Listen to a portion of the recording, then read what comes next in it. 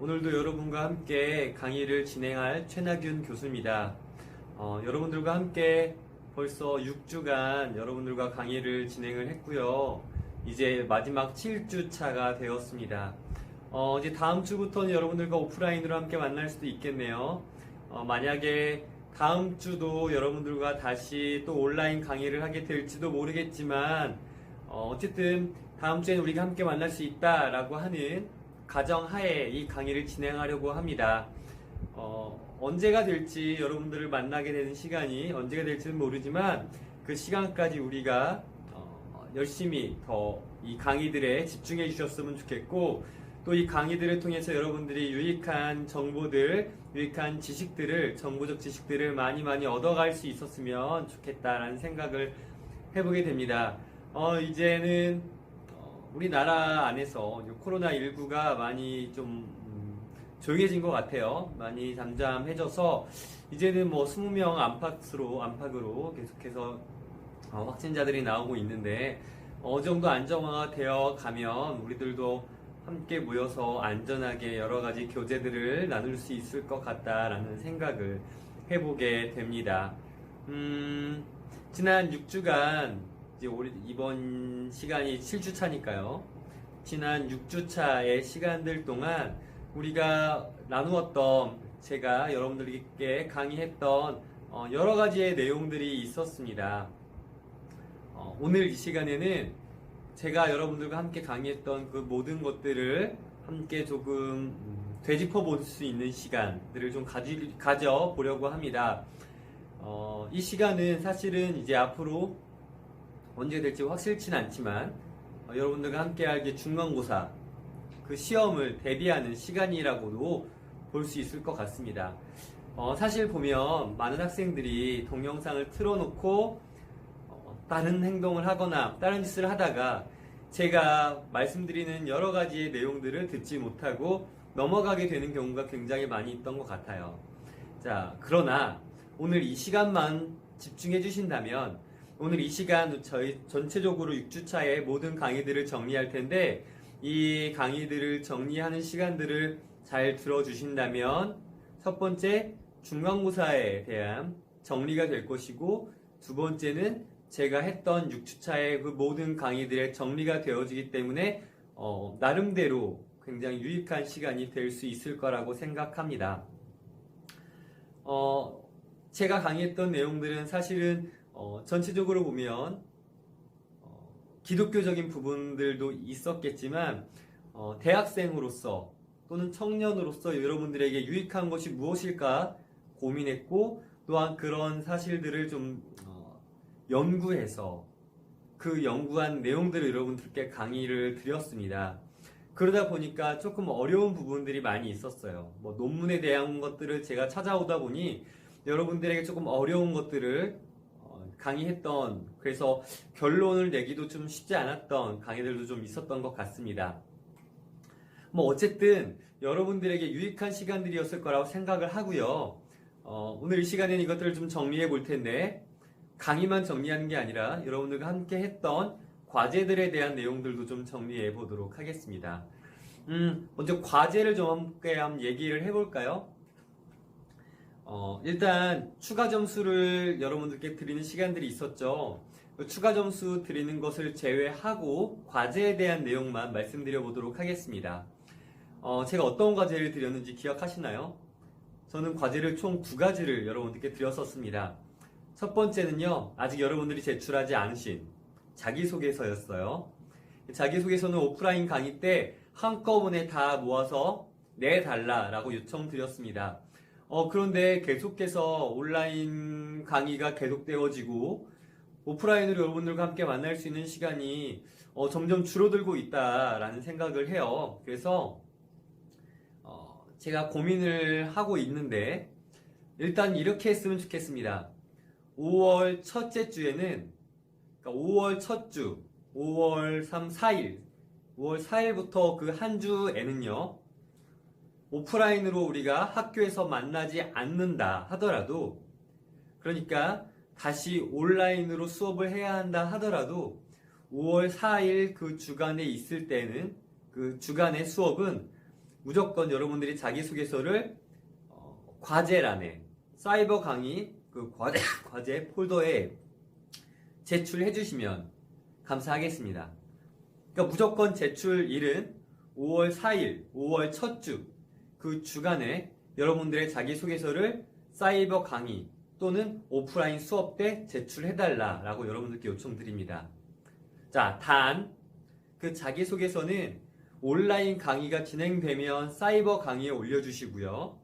만약에 오프라인 수업이 그대로 원래 계획대로 진행이 된다라고 한다면 오프라인 수업 때 A4 용지로 뽑아서 제출해 주시면 감사하겠습니다.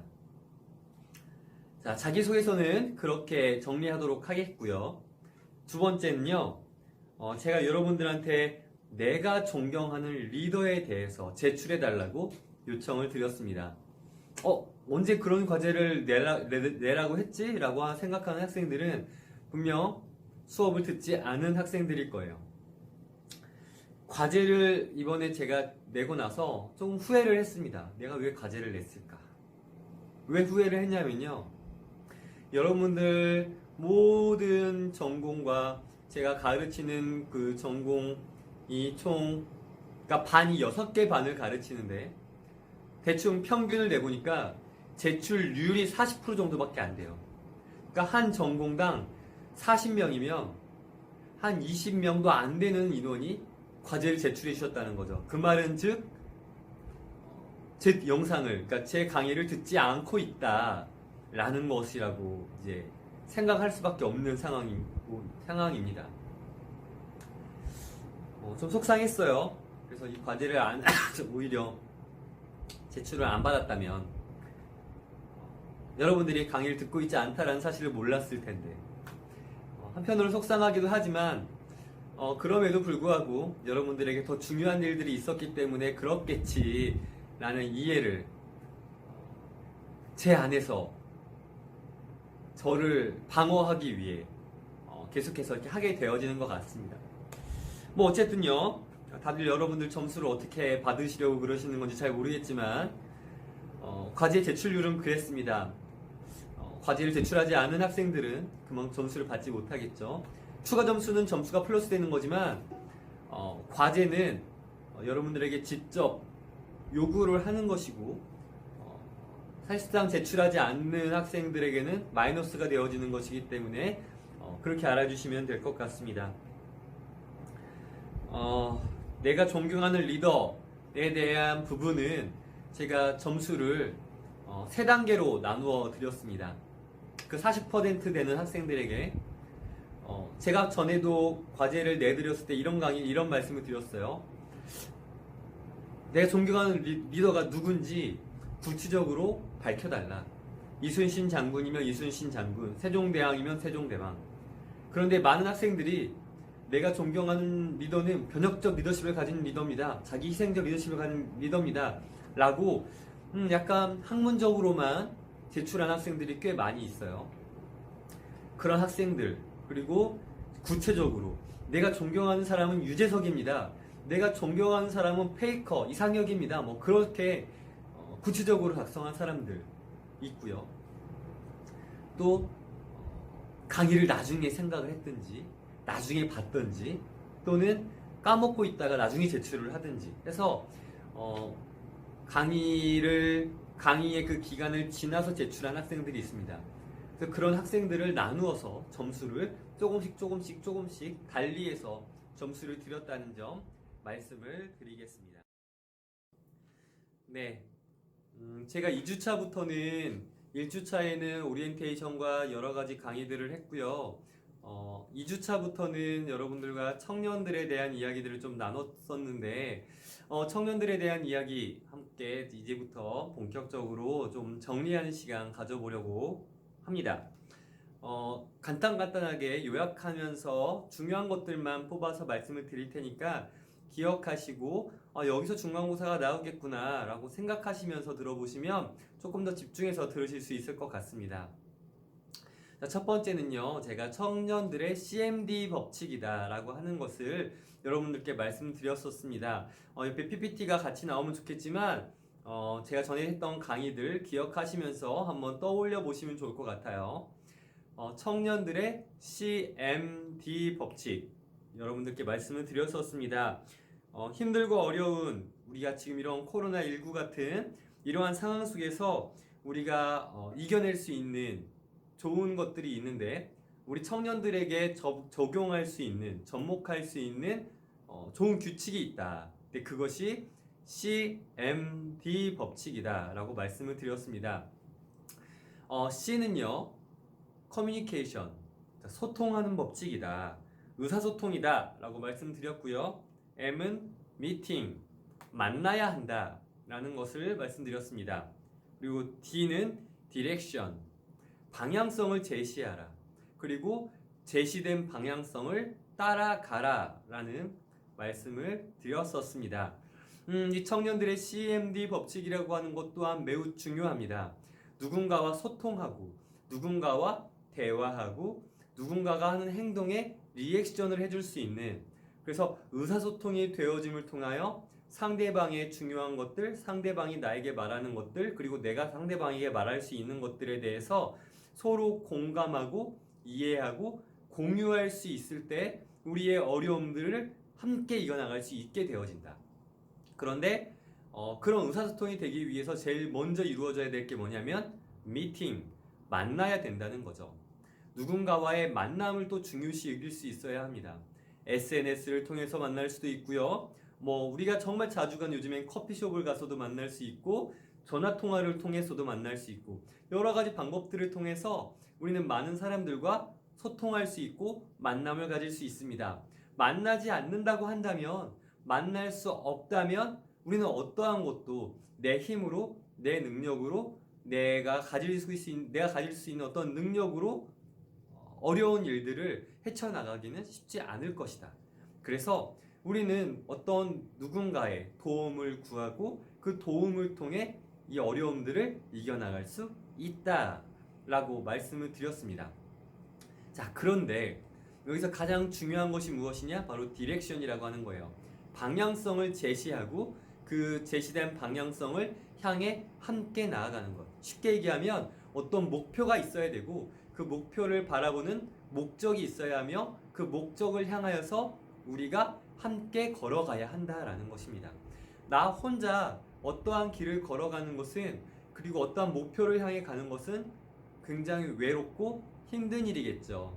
그러나 누군가 나를 밀어주거나 나를 잡아주는 누군가가 있다라고 한다면 그 목표를 향해 목적을 가지고 나아가는 그 걸음걸음은 결코 어렵고 힘든 길만은 아닐 것입니다.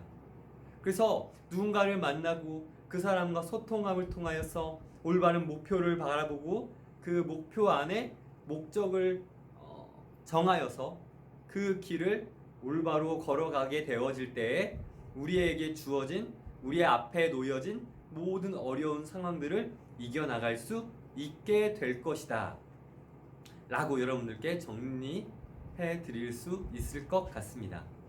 그래서 저는 이 법칙을 청년들의 CMD 법칙이라고 말씀드렸습니다. 커뮤니케이션, 미팅, 디렉션. 그럼 이 규칙들도 기억하시고 우리 앞에 어려운 일들이 처해 있을 때, 우리 앞에 어려운 상황들이 놓여져 있을 때 많은 사람들을 만나고 또한 소통하고 커뮤니케이션을 통해서 올바른 목적지와 올바른 목적을 가지고 그 어려운 일들을 함께 쳐나갈 수 있는 그러한 능력과 힘을 가진 우리 청년들, 여러분들이 되실 수 있기를 간절히 바랍니다. 그리고 그 다음 강의에는요, 용서에 대한 이야기를 했습니다. 용서. 참으로 어려운 단어이기도 합니다. 누군가를 용서하는 것 자체가 굉장히 어려운 일이죠. 저는 이 용서에 대한 이야기를 하면서 네 가지의 요소와 또한 용서를 통해 우리가 갖게 되어지는 열매, 결과물에 대해서도 함께 이야기를 나누었었습니다. 용서에는 네 가지의 요소가 있다. 이 네 가지의 요소가 있다라고 말씀을 드렸어요. 첫 번째는 이해입니다. 용서를 하거나 용서를 받기 위해서는 이해라는 단어가 필요합니다. 내가 그 사람을 이해해야 되고 또 그 사람이 나를 이해해 주어야 합니다. 그리고 그 다음에 우리가 가질 수 있는 요소는 회개라는 거예요. 회개. 어떻게 보면 내가 내 잘못한 것을 다시는 그렇게 잘못하지 않을 거다 라고 약속하는 것이다 라고 볼 수 있습니다. 그리고 그 다음 요소는 회복이에요. 회복. 이제는 그렇게 잘못을 하지 않겠습니다 라고 회개했다면 이제는 내가 그 잘못을 하지 않도록 노력하는 과정이 필요하다는 거죠. 그런데 더 중요한 것, 인정이라고 하는 거예요. 내가 그것을 잘못한 것을 인정합니다. 이 네 가지 요소가 있어요. 이해와 회개와 회복과 인정. 사실 이걸 순서대로 간다 라고 한다면 인정과 이해와 회개와 회복이라고 해야 되겠죠. 그래서 용서에는 내가 용서 받을 때나 용서를 해줘야 될 때 누군가에게 이해를 바라야 되고 또는 내가 이해를 해야 되고 누군가에게 내가 더 이상 그런 잘못을 하지 않겠습니다라고 하는 다짐 또는 다른 누군가가 나에게 다시는 그런 잘못을 하지 않겠습니다라고 하는 그러한 다짐을 받을 수 있어야 하며 회복, 노력이죠. 노력. 계속해서 그러한 잘못을 하지 않도록 하는 나의 또는 상대방의 개인적인 노력들이 용서에 포함되어져 있어야 하고 또한 사실은 맨 앞으로 나아가야 하지만 맨 지금 끝에 나와 있는 인정.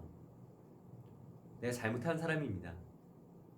내가 나의 잘못을 인정합니다. 라고 하는 그런 인정 또한 필요하다. 그래서 그것이 용서의 4요소다. 라고 여러분들께 말씀드릴 수 있을 것 같습니다.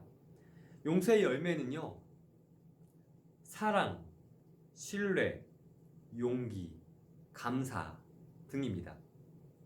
더 많은 열매들을 맺을 수 있겠지만 간단하게 우리 용서함을 통하여서 다른 사람에게 내가 당신에게 내 사랑을 나누어 주겠습니다 라고 나누어 줄 수 있고요. 또한 용서를 통해서 그 사람에 대한 또는 내가 상대방을 향한 신뢰를 얻을 수 있다. 왜냐하면 용서를 바라거나 용서를 한다라고 하는 것은 용서를 바라는 사람에게 신뢰를 주는 거예요. 이 사람은 자신의 잘못을 인정할 줄 아는 사람이다. 다시는 그러한 잘못을 하지 않을 것이다 라고 하는 신뢰를 줄 수 있기 때문에 그러한 열매를 얻게 되어진다라는 것입니다.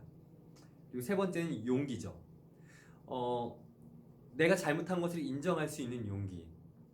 그리고 내가 누군가가 나에게 잘못한 것을 용서해 줄 수 있는 용기. 그리고 마지막은 감사입니다. 조금 어려운 부분일 수 있지만 이 사람이 나에게 잘못한 것이 있는데 용서해 줄 것이다. 또는 내가 용서할 수 있다 라고 하는 감사. 앞으로 그거 말고도 참 많은 열매들이 있을 수 있습니다. 그러나 오늘 이 시간에는 딱 이 네 가지 사랑, 신뢰, 용기, 감사라고 하는 네 가지의 열매 또한 맺혀질 수 있다 라고 하는 것 여러분들과 함께 나누길 원합니다. 용서라고 하는 것은요, 사실 우리 기독교의 핵심 주제이기도 합니다. 왜냐하면 하나님께서 이 땅 가운데 예수 그리스도, 예수님을 보내주신 이유가 바로 이 용서 때문이기 때문이에요. 이게 무슨 얘기냐면 많은 사람들이 너무나 많은 죄를 저지르고 있었고 그 죄를 용서받아야만 천국에 올라갈 수 있을 거라는 것을 하나님께서는 아셨기에 인간들의 죄를 용서해 주기 위해 예수님께서 인간의 몸을 가지고 이 땅 가운데 내려오신 것입니다. 예수 그리스도가 이 땅 가운데 오셨다는 것은 우리에게 용서해 줄 것이다. 그러니 나를 믿고 따라라 라고 말씀하시는 건데요. 그래서 예수 그리스도는 하나님이 증명하신 용서의 절정이다 라고 표현할 수 있겠습니다. 그리고 그 다음 강의로는 저는 리더십에 대한 강의를 여러분들께 했었어요. 얼마 전 강의니까 기억하실 거라고 생각합니다. 리더십. 리더십의 종류는 여러 가지 리더십이 있었습니다.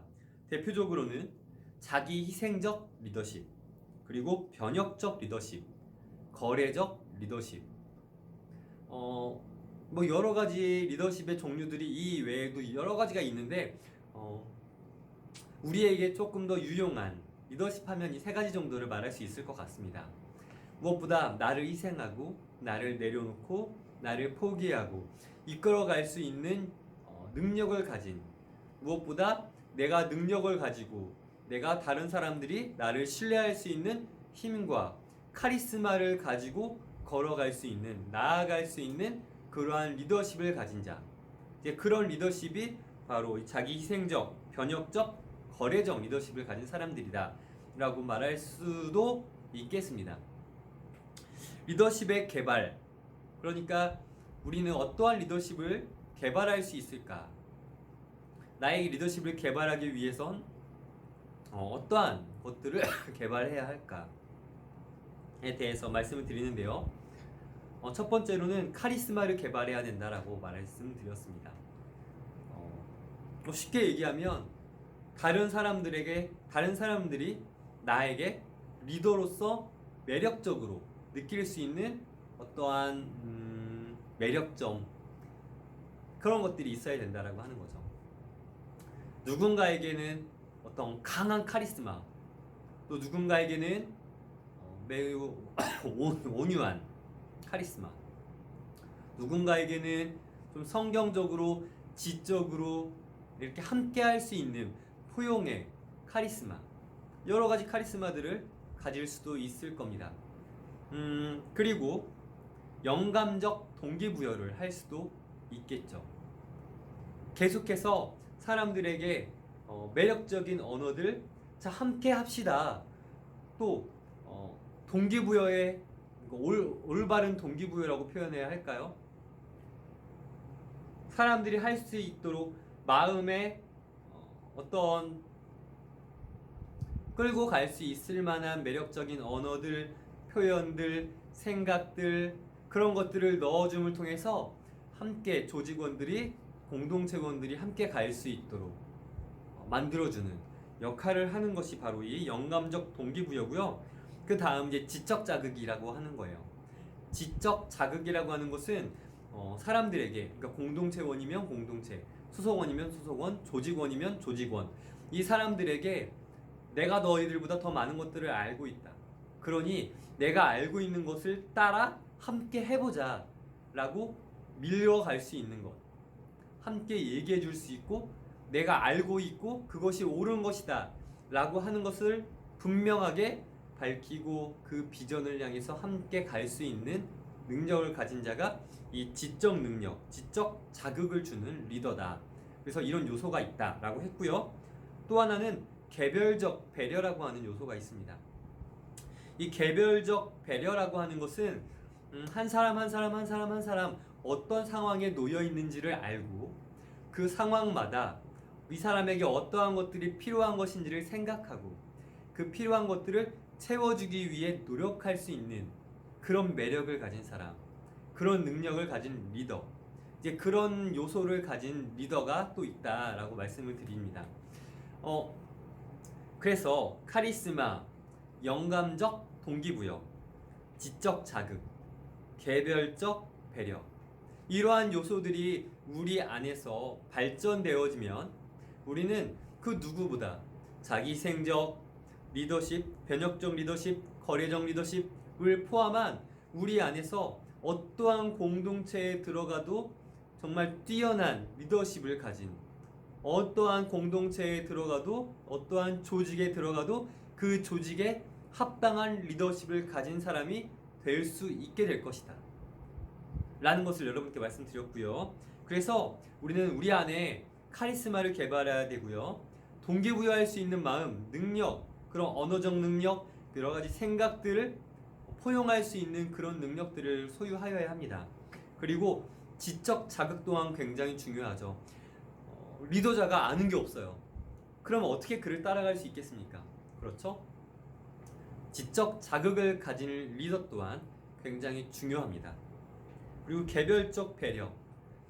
리더로서 우리 소속원들, 공동체원들을 생각하지 아니하고 그냥 내가 원하는 곳, 내가 생각하는 것, 그것을 향해서 자 갑시다 라고 말만 하고 함께 가기만 한다면 상대방 우리 소속원이 뒤에 멀리 처져 있고 또는 넘어져 있고 쓰러져 있는 것을 신경 쓰지 못하고 그냥 쭉 가게 된다면 그 리더는 리더가 아니죠. 결국은 소속원들을 공동체원들을 포기해버리는 나쁜 대장이 될 수밖에 없는 겁니다.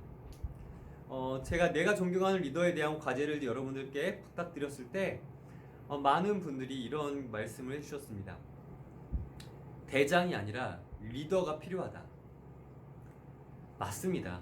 대장이 아니라 리더가 필요하죠.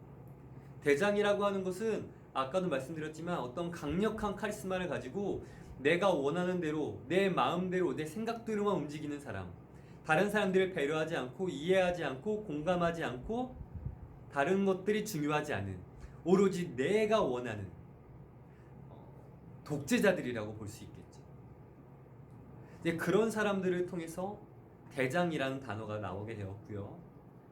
그들은 우리가 원하는 그런 리더는 아니다라고 말할 수 있습니다. 단 어떠한 상황 속에서 또 어떠한 조직과 어떠한 단체에서는 그런 독재자들이 필요하기도 하다. 물론 그런 독재 정권 같은 것은 물론 좋지 않을 거예요. 하지만 어떠한 공동체나 어떤 모임에서 마땅히 서로가 서로에게 리더의 자리를 넘기려고 하거나 어떤 리더가 될 사람이 없을 경우, 그럴 경우에 쭉 이어서 그런 개인적인 그런 일들을 혼자서 오랜 기간 동안 해올 수는 있겠죠. 근데 그런 사람들을 독재자라고 말할 수는 없겠지만 어쨌든 조금 대장 같은 사람들, 그러한 리더십을 가진 사람들에게는 좋지 않은 리더다, 그런 리더십을 가진 사람들이다 라고 말을 할 수도 있을 것 같습니다. 저는 그래서 또 한 가지의 리더의 모습으로 기러기 리더십을 여러분들께 소개해 드렸었어요. 기러기 리더십은 어떤 리더십이냐면 계속해서 리더십이 바뀝니다. 기러기들이 여러분 날아갈 때 V자 모습으로 날아가는 모습을 보셨나요? 그 V자 모습으로 날아가는 기러기는요, 맨 앞에 날아가는 그 리더 기러기가 가고자 하는 곳으로 함께 갑니다. 그런데 중요한 사실은 그 리더가 된 기러기가 계속해서 바뀐다라는 거예요.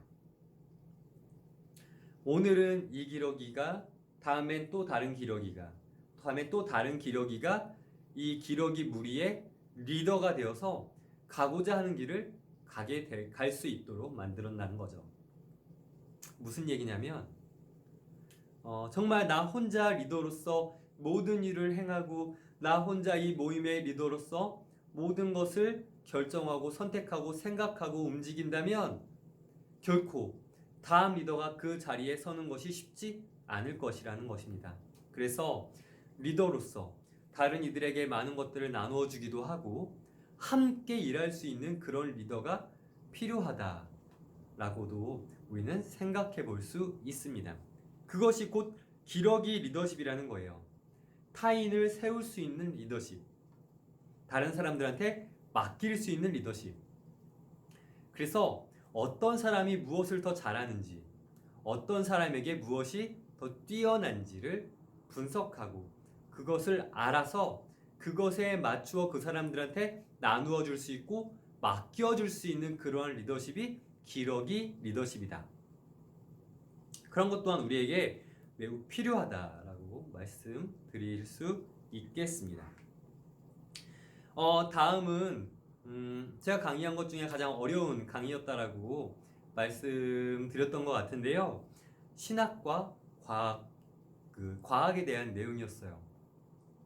사실 관심이 없는 사람은 관심이 없다라고 생각할 수 있겠지만 이 과학적인 부분과 종교적인 측면이 늘 우리 앞에 놓여져 있다라고 생각한다면 관심이 없다 하더라도 좋은 우리에게 정보로 좋은 지식으로 우리가 가질 수 있겠다라는 생각으로 이 강의를 준비했었습니다.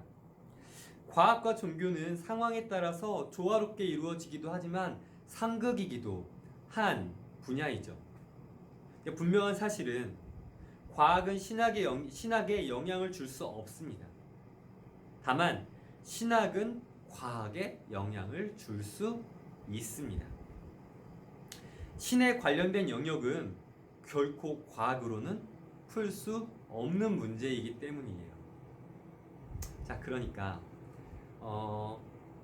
이 땅 가운데 이루어지는 모든 과학의 분야들은, 과학으로 연구되어지는 것들은 진리라고 말할 수 없습니다. 이것이 무조건 맞다라고 말할 수 없어요. 또 다른 학문이 나오면 그 학문이 이전에 있던, 기존에 있던 어떠한 자료들을 덮어씌우게 되어지고요. 또 다른 이론이 그 이론을 또 덮어씌우게 되어지고, 그러니까 새로운 이론들이 계속해서, 학술 자료들이 계속해서 나오는 것이 이 과학이라고 하는 것입니다. 이게 진리라고 말할 수는 없겠죠. 하지만 종교적인 측면에서 나오는 여러 가지의 내용들은 이론이라고 볼 수 없어요. 특별히 성경은 우리는 진리라고 표현합니다. 왜냐하면 2000년의 역사 기간 동안 하나도 한 번도 변한 적이 없고요.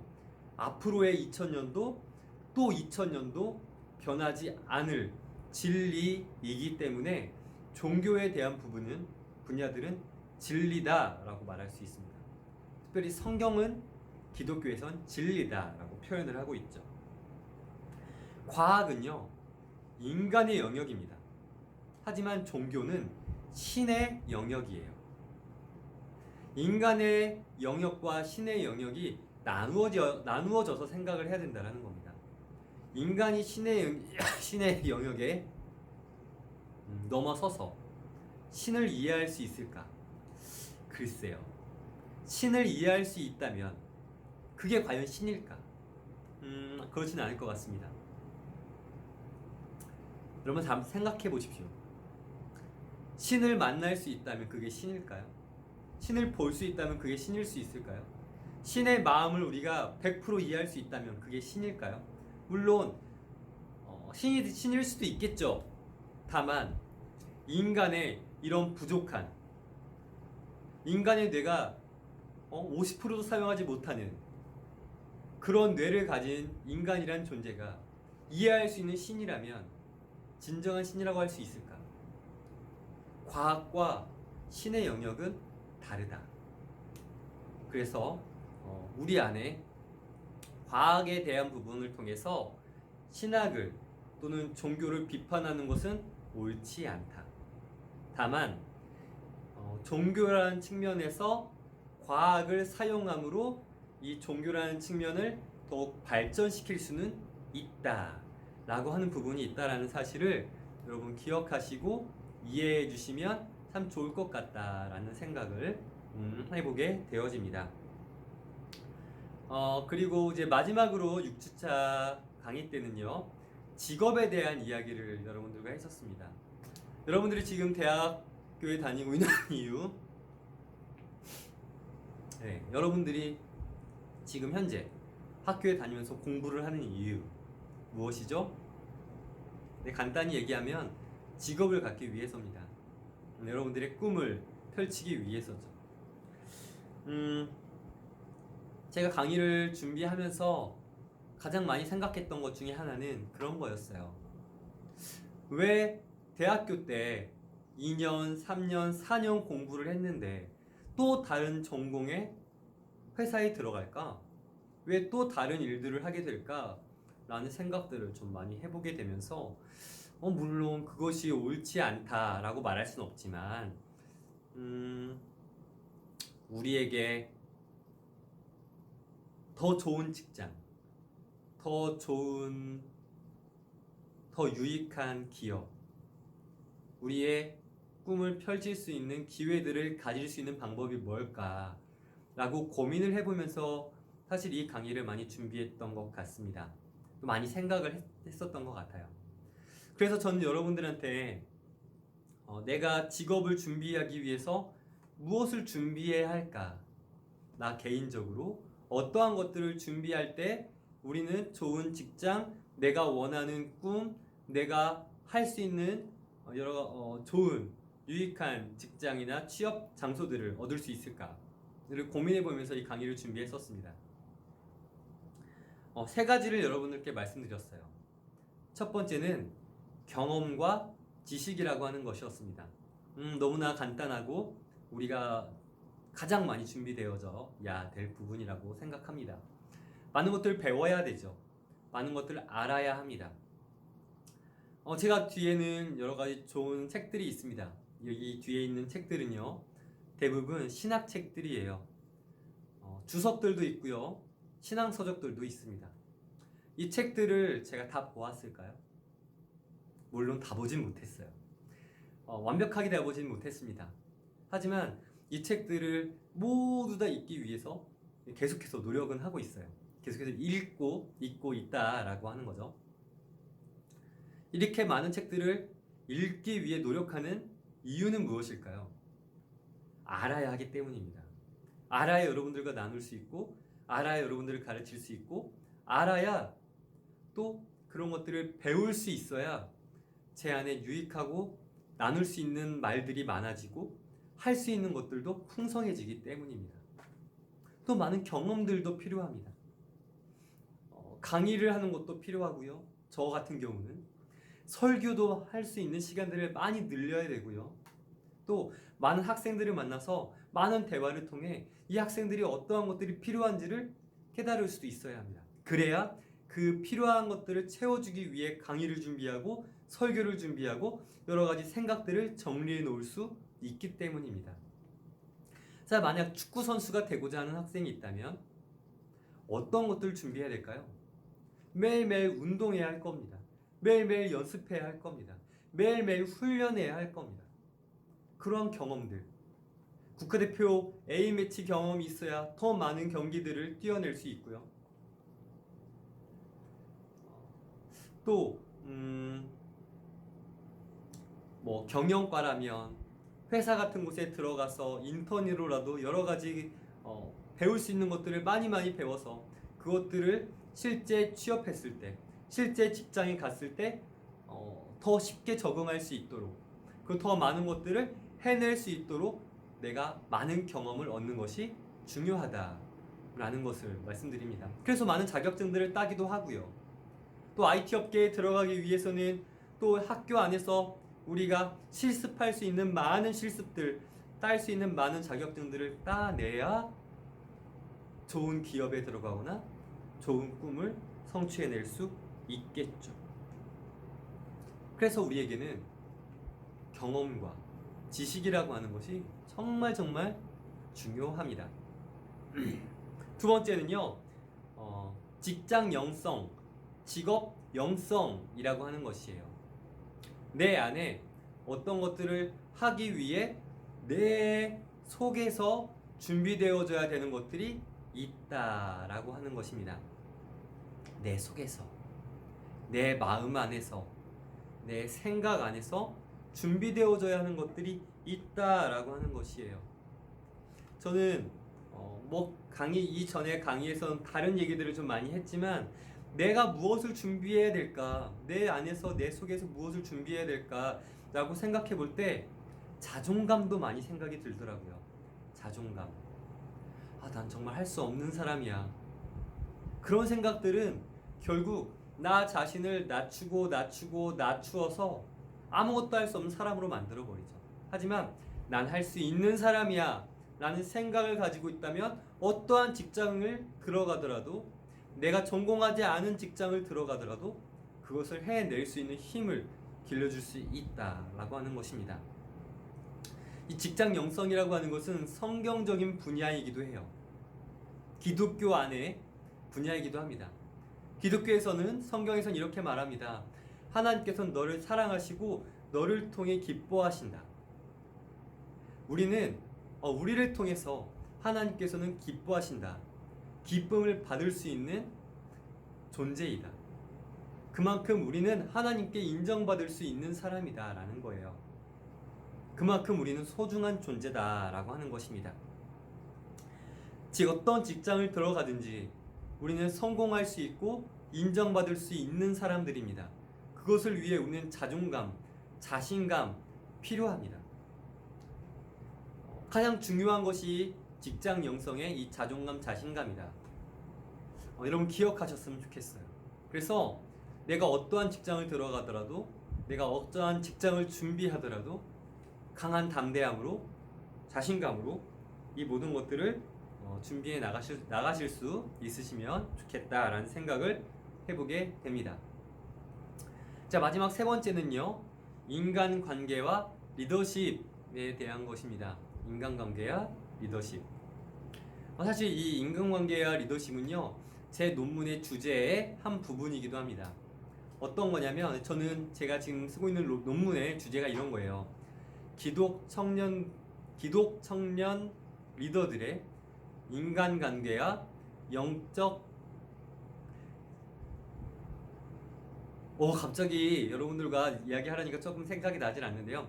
기독 청년 리더들의 인간관계와 영적 리더십의 상호관계성 연구라는 주제입니다.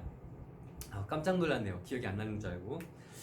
이러한 부분들을 연구하다 보니까 인간관계와 리더십에 대한 부분이 직장을 준비하는 학생들에게 있어서 매우 중요하다라는 생각을 해볼 수 있었습니다. 왜냐하면 직장을 들어가게 되어질 때 리더십이 굉장히 중요하죠. 많은 직장에서도 그 리더십을 또 중요하게 생각을 해서 면접 볼 때 그 리더십에 대한 부분을 많이 물어보곤 합니다. 그리고 그 리더십의 분야 속에 그 내용 속에는 인간관계가 포함되어져 있고요. 친구들 간에 또는 상호 간에, 직장 상사와 나 간에 그런 관계가 올바로 맺어질 수 없는 사람이라면 어떠한 직장에서도 우리를 채용하려고 하지 않을 겁니다. 그래서 우리에게는 인간관계와 리더십이 매우 중요할 수 있다라는 것입니다. 여러분들과 함께 나눌 것은 내가 꿈꾸는 꿈이 무엇일까라는 거예요. 내가 꿈꾸는 꿈. 이 부분은 여러분들에게 제가 토론 주제로 이렇게 올려드렸어요. 6주차에. 자, 그런데 내가 꿈꾸는 꿈은 무엇인가 라고 생각해 볼 때 내 꿈은 회사원입니다. 내 꿈은 축구선수입니다. 내 꿈은 화가입니다. 내 꿈은 IT 업계의 최고가 되는 것입니다. 가 아니라 우린 이렇게 해야 돼요. 내 꿈은 회사원으로서 많은 직장인들에게 희망을 주는 것입니다. 내 꿈은 축구선수로서 10골을 넣는 것입니다. 내 꿈은 IT 업계의 최고가 됨을 통해서 많은 어려운 사람들을 도와주는 것입니다. 그러니까 무슨 얘기냐면 무엇이 된다가 중요한 것이 아니라 무엇이 됨을 통하여서 무엇을 할 것이다가 중요하다라는 거예요. 내가 어떠한 것을 되는 것이 중요한 것이 아닙니다. 어떤 직장에 들어가는 것이 중요한 것이 아니에요. 그 직장에 들어가서 어떤 것이 되어서 내가 어떠한 것들을 성취해 내느냐가 중요하다라는 것입니다. 그것을 통해서 나는 내가 누릴 수 있는 가치, 내가 누릴 수 있는 여러 가지 놀라운 일들을 그 성취해낸 그것을 통해서 경험할 수 있게 되어지는 것이죠. 그래서 여러분 6주차에 될 그 토론 주제들도 여러분들이 기억하셔서 좀 더 구체적으로 작성해 주시면 좋을 것 같습니다. 이미 제출하셨다면, 그리고 7주차에 듣고 있는 학생들이라면 이미 작성하셨어야 했겠죠. 만약 제출하지 않으셨다면 어쩔 수 없습니다. 또 강의를 듣지 않으신 걸로 저는 판단할 수밖에 없겠죠. 오프라인 수업 때 다시 한번 이야기를 하도록 하겠습니다. 자, 이제 마무리할 텐데요. 저는 오늘 정리한 내용들을 중심으로 중간고사를 낼 겁니다. 물론 다음 주에 중간고사다는 아니에요. 여러분들과 오프라인 수업 때 만나고 나서 그 다음 중간고사를 볼 겁니다. 중간고사는요, 강의 내용을 중심으로 나의 생각을 정리해서 제출하는 그런 시험이 될 겁니다. 무슨 말인가 아시겠나요? 시험에 제가 오늘 말씀드렸던 여러 가지 정보적 지식들을 가지고 여기에 내 경험들을 적용해서 작성하는 것이 될 거예요. 그러니까 최대한 객관적으로 점수를 내기 위해 노력할 겁니다. 그래서 여러분들에게 최대한 점수를 많이 드릴 수 있도록 노력하려고 합니다. 과제물을 제출하지 못한 학생들이 많이 있어요. 아까도 말씀드렸지만 40% 정도 되는 학생들. 그 학생들은 제가 최대한 구제할 수 있는 기회를 드리고 싶습니다. 그래서 오프라인 수업 때 여러분들에게 구제할 수 있는 기회, 방법들을 말씀드리려고 합니다. 물론 쉽지는 않겠죠. 그리고 좋은 점수를 받을 수도 없을 수 있습니다. 다만 여러분들이 노력하시고 도와주신다면 더 좋은 점수로 여러분들께 보답해 드릴 수 있을 것 같습니다. 여러분 이제 7주차입니다. 여러분들과 함께 할 수 있는 온라인 수업 마지막 수업이 될 수도 있을 거라는 생각을 해보게 됩니다. 코로나19로 인해서 참 오랜 기간 동안 우리가 만나지 못했고 코로나19로 인해서 우리가 참 많은 어려움들 속에서 집 밖으로 나가지도 못하고 학교에 그 낭만을 즐기지도 못했습니다. 학교에 참 벚꽃도 예쁘게 피었었을 텐데 보지 못하고 누리지 못했던 것들이 참 아쉽고 속상하지만 우리 다시 만나서 함께 여러 가지 이야기들도 나누고 함께 제가 피드백했던 것들 이야기할 수 있었으면 좋겠습니다. 여러분들이 과제를 제출했고 여러분들이 여러 가지 추가 점수를 받기 위해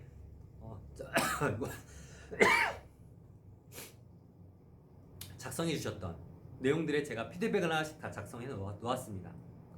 특별히 과제를 좀 늦게 제출하셨던 분들에게는 제가 피드백을 하지 못했어요.